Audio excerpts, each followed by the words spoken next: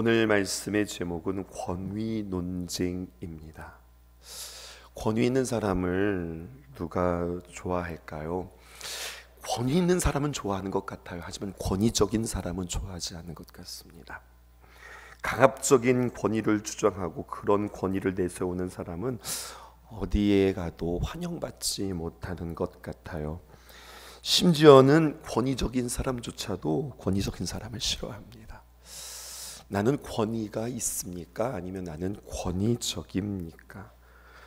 왜 사람들이 권위 자체를 싫어할까요? 꼭 그런 것은 아닙니다. 오히려 좋은 권위를 만나면 의지하고 싶고 믿고 싶고 따르고 싶습니다. 내 인생이 갈피를 잡지 못할 때에, 잘 방향을 모를 때에, 잘 모를 때에 나를 붙잡아 줄 수 있는 건강한 권위를 만나면 우리는 참 좋은 권위를 만났다 생각하고 참 의지가 되고 힘이 되어집니다. 오늘 그 권위에 대한 질문이 1절에 기록되어져 있습니다. 하루는 예수께서 성전에서 백성을 가르치며 복음을 전하실세. 오늘 세 부류가 등장하네요. 그것은 바로 대제사장들과 그리고 서기관들과 장로들입니다. 이들은요 공통적으로 사내들인 공예회 회원들이었습니다. 2절에 보니까 이렇게 기록되어 있습니다. 말하여 이르되, 이들이 함께 와서 예수님께 묻습니다.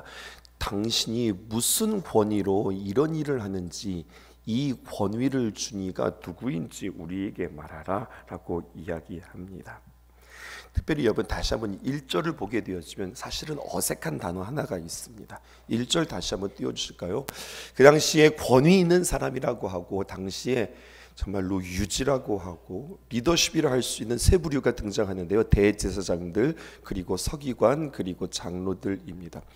대제사장들, 서기관들, 장로들입니다. 뭐가 어색한 단어냐면요, 대제사장들이라고 하는 단어가 되게 어색한 단어입니다. 왜 이게 어색한 단어인지 여러분들에게 말씀드릴게요. 당대에 원래 대제사장은 한 명이어야 했습니다. 대제사장은 원래 종신직이었어요. 아론 계열의 대제사장이 임명되면 평생 대제사장의 일을 감당하게 되어집니다. 그리고 그는 대체 불가한 사명이 있었는데 1년 중에 하루 대속죄일을 만나게 되어집니다. 그러면은요, 이 대속죄일에 그는 대제사장 옷에 방울을 달고 그리고 성소에 들어가서 이스라엘의 전체의 죄를 대속하는, 그러니까 1년에 한 번 지성소에 유일하게 들어갈 수 있는 사람이 대제사장이었습니다.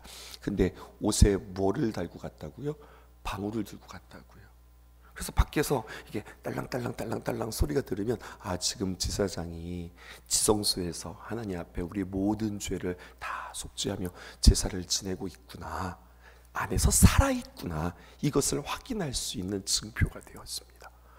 근데 소리가 나지 않아요? 그러면은요, 무언가가 잘못되어서 주님을 맞이하는 그 지성소에서 대제사장이 죽은 거예요.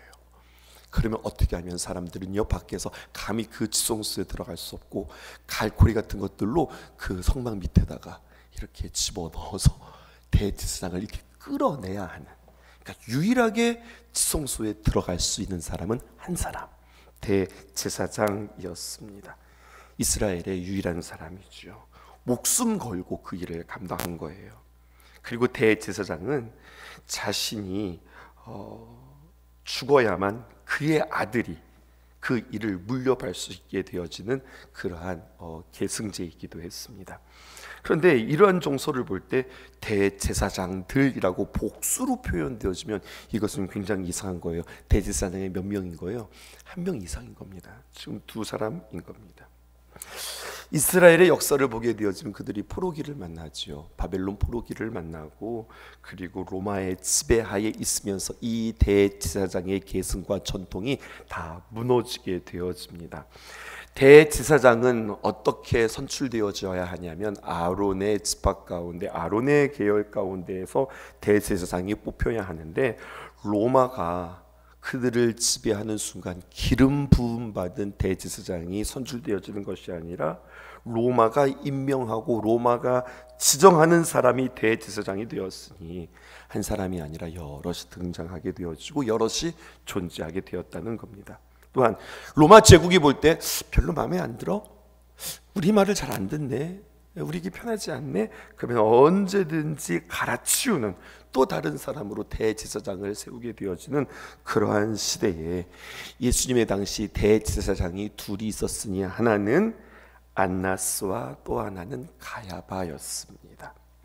예수님 당시 대제사장은, 그러니까 예수님이 AD 18년에서 36년 사이에 대제사장을 맡은 사람이 가야바 있는데요, 18년 동안 대제사장의 일을 감당하게 되었고 예수님의 공생의 기간 가운데 특별히 예수님의 십자가 사건의 당시에 대제사장으로 있었던 사람이 바로 가야바예요. 그런데 또 한 사람의 제사장이 있었으니 그 사람은 바로 누구냐? 대제사장 안나스입니다. 그는 주후 AD 6년에서 15년 동안 9년 동안 대제사장의 직임을 감당했는데 예수님 당시에는 공식적인 지위는 없었지만 사실은 여러분 안나스가 실세였습니다. 가야바 뒤에서 유대 사회에 상당한 영향력을 행사했었던 사람이고 실질적인 권력을 가졌던 사람이 바로 안나스였다고 하는 사람이죠. 이러한 대제사장들이 있었고 또 오늘 성경에 보면 서기관들이 있었습니다. 서기관은 누구냐? 성경에 능통한 자였습니다. 그리고 그들은 어떤 사람들이냐면 성경을 필사하고 보급하는 사람들이었어요. 아무나 서기관이 될 수가 없었습니다. 랍비들이 추천해야 하는데요, 랍비들의 11명의 추천을 받아야 서기관이 될 수 있었습니다. 그런데 여러분 보세요, 11명의 랍비의 추천을 받기 위해서 사실은 하나님의 귀한 말씀을 필사하고 성경에 능통한 사람들은 경건한 사람이어야 했는데 어떻게 선출되었냐면 추천을 받아야 되는 거잖아요. 랍비들에게 이렇게 임명되어지고 추천받아야 됐기 때문에 경건한 사람들이 세워지기보다는요, 정치를 잘하고 사람들의 마음을 이렇게 잘 사는 사람들이 그 당시에 서기관이 되었다는 겁니다. 랍비들과 좋은 관계들을 맺어야 했기 때문에 어떻게 보면 인맥 쌓는 일에 애썼던 사람들이 서기관들이었다, 이렇게 보게 되어지는 거죠. 우리는 살펴보았습니다. 대제사장들을 살펴보았고 서기관들을 살펴보았다면 또 오늘 성경에 그 당시에 산헤드린의 회원 가운데 장로들이 있었습니다. 장로들은 누구냐? 지역의 유지들이었고 그리고 어른들이라 하였습니다. 그런데 이들이 산헤드린 회원으로 뽑혔다? 이들의 조합이 굉장히 좀 묘한 조합이에요. 왜냐하면 이스라엘을 정복한 로마 제국이 임명했던 대제사장, 어느 편에 속했겠어요? 로마 편에 서 있는 거예요. 또 로마 지배 아래에 있는 이스라엘 백성들 자체에서 존경받는 이들, 장로들, 이들은 어느 편에 있을까요? 이스라엘 편에 있는 거예요. 성경 전문가들이 산헤드린 회원들로 이렇게 모여져 있으니 사실은 이렇게 루트나 줄기나 어떤 인맥들이 다 다른데 근데 그들이 혼연일체가 되어서 지금 한 가지 예수님을 잡는 이들이 한 마음이 되었다는 겁니다. 어색한 사람들이 야합하여서 예수님을 잡는 일에 그들이 한 마음이 되었던 거예요. 예수님께 찾아와서 그들이 묻습니다. 한 가지 이들에게 공통점이 있죠. 어떤 공통점이 있습니까? 산헤드린 공회원들이라고 그랬죠. 그러면 그 사람들은 그 예수님의 당시에 권위를 가진 사람들이었다고요. 유지였단 말입니다. 실세였답니다. 그들이 예수님께 찾아와서 이렇게 묻는 거예요. 당신이 뭔데? 당신이 뭔데 왜 사람들에게 이러냐? 당신 이 사람들을 잠잠하게 하고 조용하게 해라 라고 이야기하는 장면이 사실은 어제 본문에 있었습니다. 누가복음 19장 37절에서 40절에 있는 말씀입니다. 이미 감람산 내리막길에 가까이 오심에 제자의 온 무리가 자기들이 본 바 모든 능한 일로 인하여 기뻐하며 큰 소리로 하나님을 찬양하며, 예수님께서 지금 예루살렘으로 입성하시는 장면입니다. 38절입니다. 이르되 찬송하리로다 주의 이름으로 오시는 왕이여 하늘에는 평화여 가장 높은 곳에서는 영광이로다 하니. 사람들이 종려나무 가지를 흔들면서 호산나 호산나를 외치는데 사람들은 그 소리에 집중하는 것이 아니라 그렇게 모인 군중의 숫자에 그들은 흔들리는 겁니다. 39절 보실까요? 어떤 무리 중에 어떤 바리새인들이 말하되 선생이요 당신의 제자들을 책망하소서, 시끄럽습니다. 당신의 제자들이 지금 선동하고 있습니다. 잠재우십시오 라고 이야기하죠. 그때 예수님께서 40절에 뭐라고 말씀하십니까? 대답하여 이르시되 내가 너희에게 말하노니 만일 이 사람들이 침묵하면 돌들이 소리 지르리라, 이렇게 예수님께서 말씀하셨다. 또 하나의 사건이 있습니다. 누가복음 19장 45절에 있는 말씀인데요, 예수님께서 예루살렘에 입성하신 뒤에 성전에 들어가셔서 무엇을 하셨느냐? 장사하는 자들을 다 내쫓으시며 성전이 무엇인지 정의하였는데 내 집은 만민이 기도하는 집이라, 이렇게 이야기하시며 성전을 정의하셨는데 사람들은 그 성전의 정의에 귀 기울이는 게 아니라 아니 저 예수가 뭔데 성전에서 장사하는 사람들을 다 내쫓지? 저 무슨 원의로 저러는 거야? 사람들이 이 의문을 가지고 있는 겁니다. 어디 소속이야? 어디 출신이야? 누가 당신을 보증하는 거야? 지금 사람들이 이것을 질문하고 있는 거죠. 대제사장들, 서기관들, 그리고 장로들의 질문은 당시에 가장 중요하다고 여기는 기준은 무엇이면 누가 당신에게 이러한 권위를 부여했는가? 여러분, 여기는 한 가지 함정이 있는데요, 모든 인중, 모든 인준, 모든 보증, 그리고 모든 허락은 어디에서부터 시작되었냐면 산헤드린 공의회에서 시작되었던 겁니다. 나는 인준하지 않고 하나님이 보내셨다, 하나님이 보증하셨다, 주님께서 이렇게 말씀하시면 되는데 그렇게 말씀하지 않으십니다. 왜냐하면 그들의 질문에는 함정이 있기 때문에 그랬습니다. 누가 이런 권위를 부여했지? 라고 이야기하면 산헤드린이 당신을 이렇게 보증하지 않았는데, 그런데 당신이 그렇게 해? 그럼 당신 불법이지? 이렇게 되어지는 거고, 하나님이 보증하셨다라고 하면은 당신은 10계명 4계명을 어기는 거야. 어떻게 하나님의 이름을 함부로 들먹거리는가? 당신은 신성모독죄에 걸린다. 이런 두 가지 함정에 예수님은 지금 이들의 질문에 이러지도 못하고 저러지도 못하는 굉장히 어려운 상황 가운데 있습니다. 예수님이 그들의 질문에 질문으로 대답하시고 그들에게 무언가를 깨닫게 하시는 말씀이 3절에서 4절에 기록되어 있습니다. 3절 보실까요? 그들이 질문했어요. 그런데 주님께서 대답하시는데 답을 마시는 게 아니라 그들에게 질문합니다. 대답하여 이르시되 나도 한 말을 너희에게 물으리니 내게 말하라. 예수님께서 질문으로 대답하시죠. 당시 유대인들의 토론 문화이기도 했습니다. 하브르타라고 이야기하는데요, 이들에게 있어서는요, 내가 얼마나 좋은 답을 가지고 있느냐 보다 더 중요한 것은, 더 귀하게 생각하는 것은 무엇이면 내가 얼마나 좋은 질문을 가지고 있느냐라는 거예요. 유대인들의 교육법 가운데 여러분 이야기 많이 들어보셨을걸요. 아이들이 학교에서 돌아오면요, 너 오늘 뭐 배웠어? 오늘 학교에서 무슨 일이 있었어? 이렇게 질문하지 않는다고 그러죠. 자녀들에게 뭐라고 질문한다고 그래요? 너는 오늘 스님한테 무슨 질문을 했어? 오늘 친구들을 만나서 어떤 질문을 했어? 질문을 들어보면요, 그 사람의 수준과 그 사람의 실력을 알 수 있는 겁니다. 무슨 원의로 이러는가? 지금 예수님께 와서 산헤드린 공회원의 회원들이 예수님께 질문합니다. 그런데 그 질문에는요, 수준이 있네요. 무슨 수준이 있습니까? 그들의 수준과 속셈이 드러나는데 질투와 시기심과 어떻게 하면 저 사람을 망가뜨릴까, 이 마음으로 지금 예수님께 질문하고 있는 거예요. 당시의 최고의 영적 권위자라고 하는 사람들의 질문의 수준을 보세요. 어떻게 하면 저 사람을 죽일까?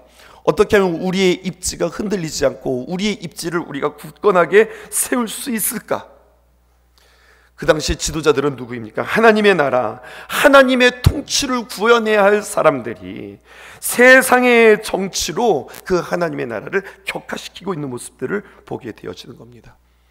자칭 자신들을 누구라고 이야기해요? 영적인 권위자들이라고 말하는 사람들이 자신 앞에 있는 하나님의 아들을 알아보지 못하고 지금 어두워 있는 모습이에요. 스스로 가장 영적이어야 하는 사람들인데 어떻게 하면 그 영적인 눈이 밝아져서 하나님의 다스림과 하나님의 통치와 하나님의 공의를 그들은 목말라 하는 게 아니라 영적이라고 하는 사람들이 어떻게 하면 내 자리를 어떻게 하면 놓치지 않을까? 어떻게 하면 내 유익을 구할 수 있을까? 어떻게 하면 우리의 권위들을 빼앗기지 않을까, 여기에 혈안이 되어 있다고 하는 겁니다.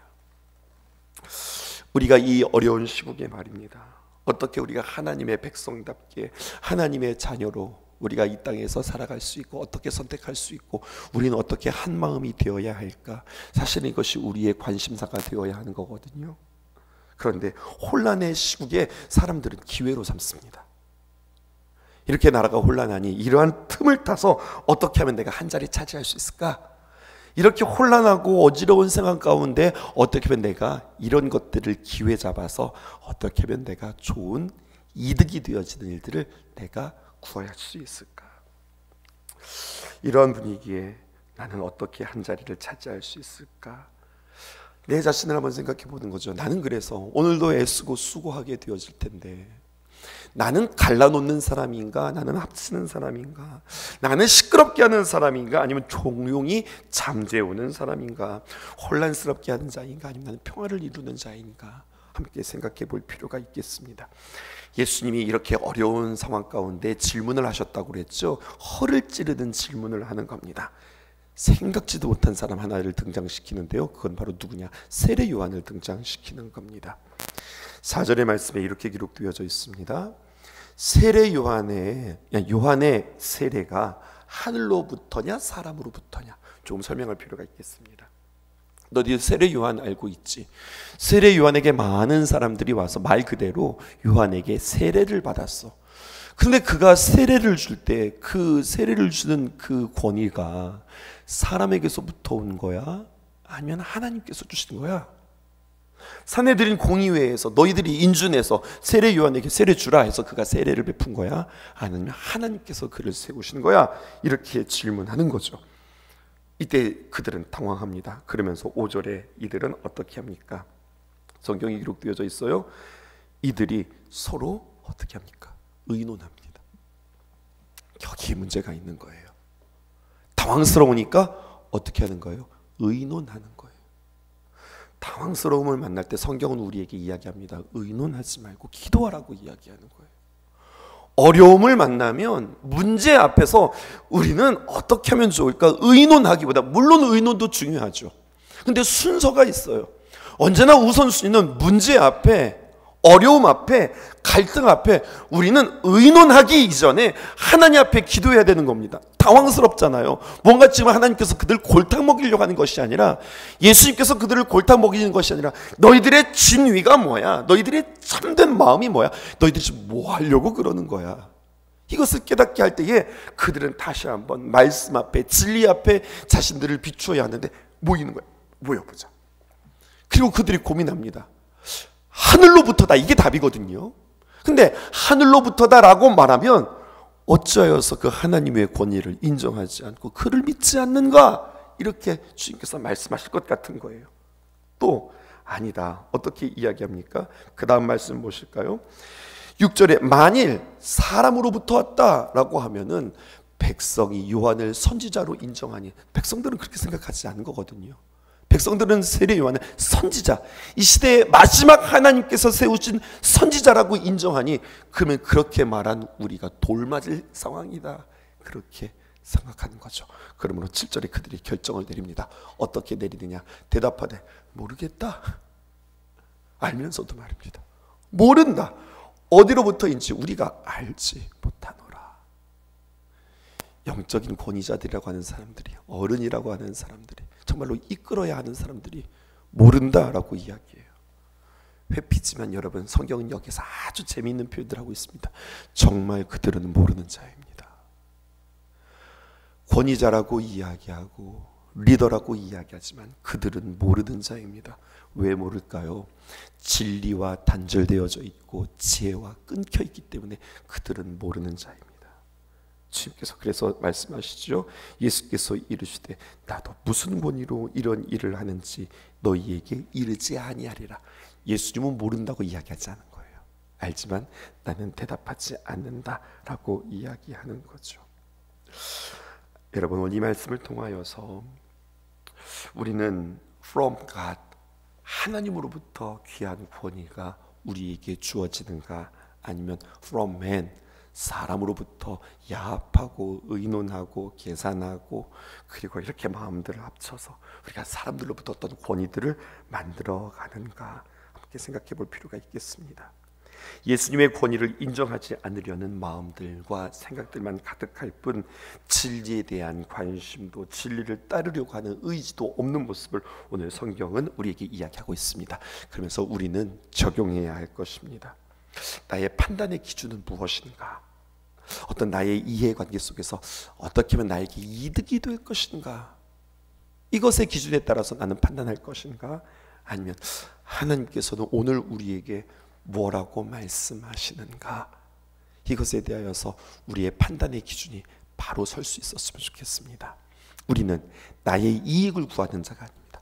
어떻게 하면 내가 하나 더 가질 수 있을까? 어떻게 하면 내 자리를 놓치지 않을 수 있을까? 어떻게 하면 내가 더 주장할 수 있을까? 이러한 것들에 선택하는 자가 아니라 하나님이 기뻐하시는 것은 무엇일까? 하나님께서 원하시는 것은 무엇일까? 이것에 때론 내가 좀 불이익이 있다 하더라도, 내가 조금 어려움이 있다 하더라도 그것들을 선택할 수 있는 용기가 저와 여러분들에게 있기를 주님의 이름으로 축복합니다. 함께 기도해야 할 기도 제목 여러분들과 함께 띄워드립니다. 할렐루야 내 영혼아 여호와를 찬양하라 만민들아 기뻐하라 영원히 다스리시네 할렐루야 내 영혼아 여호와를 찬양하라 만민들아 기뻐하라 영원히 다스리시네 할렐루야 내 영혼아 여호와를 찬양하라 만민들아 기뻐하라 영원히 다스리시네 할렐루야 내 영혼아 여호와를 찬양하라 만민들아 기뻐하라 찬양하라 내 영혼아 찬양하라 내 영혼아 내 속에 있는 것들아 다 찬양하라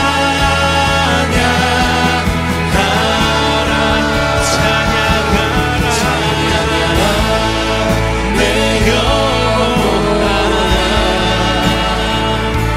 찬양하라 내 영혼아 내 속에